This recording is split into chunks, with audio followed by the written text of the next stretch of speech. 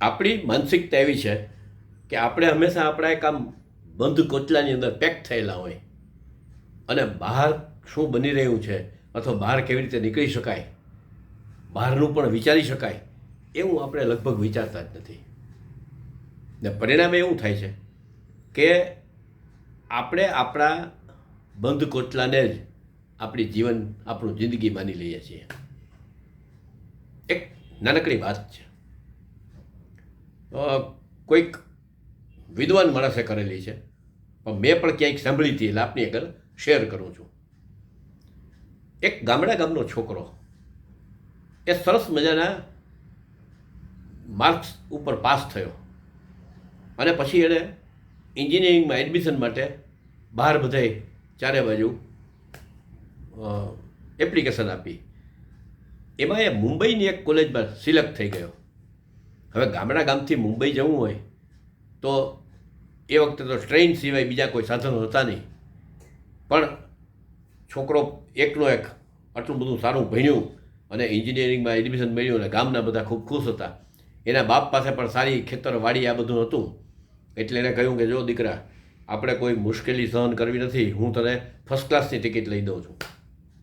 એટલે મુંબઈ જવા માટે એ ફર્સ્ટ ક્લાસની ટિકિટ લીધી અને આમ લગભગ અડધું પોણું ગામ એને રેલવે સ્ટેશન ઉપર મૂકવા આવ્યું, કારણ કે આ તો ગામ નાનું એટલે એકાદી ટ્રેન હતી એટલે બધા આવ્યા ને બધા જાત જાતની મીઠાઈઓ લઈ આવ્યા, કોઈક એમ કે હાર લઈ આવ્યા ને કોઈક શ્રીફળ લઈ આવ્યા ને કોકે ટીમણ બાંધી દીધું, થેપલા ને એવું બધું ને.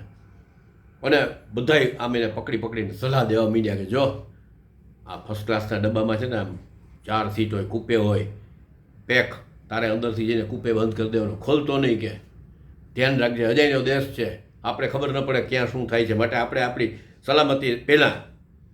એમ બધાએ એને ખૂબ સલાહ આપી, સામાન બરાબર પેક રાખજે ને, તાળું મારી દેજે ને, ઓલા ગાડી નીચે ઓલામાં બાંધી દેજે બેગ તારીને, બધાએ સલાહ આપીને આ તો બધાની સલાહ હા કરતો ડબ્બામાં બેઠો અને ગાડી ઉપડી. એ તો બધાની સલાહ હતી એટલે તરત કૂપેની અંદર ગયો, પોતાની બેગ સીટ નીચે બાંધી, એક બેગને ઉપર મૂકી અને કૂપેને આમ બંધ કરીને ઉપરથી સ્ટોપર મારી દીધી અને આમ કરીને બેસી ગયો. 5 મિનિટ થઈ, 10 મિનિટ થઈ, અડધી કલાક થઈ.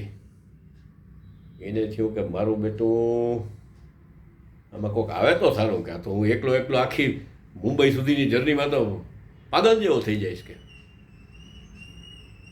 પણ એણે બધું બંધ રાખેલું અને ફર્સ્ટ ક્લાસમાં તો એ વખતે કોઈ મુસાફરી કરનારા હતા નહીં, એટલે એણે એકલા જ રહેવું પડ્યું હતું.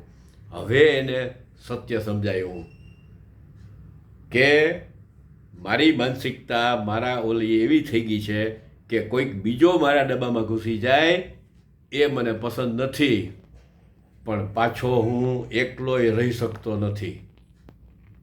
તો શું કરવું? આપ બધા વિદ્વાન છો, જવાબ આપની પાસે પણ હશે જ. અસ્તુ, આભાર. આપના અભિપ્રાયો ચોક્કસ આવકાર્યા છે.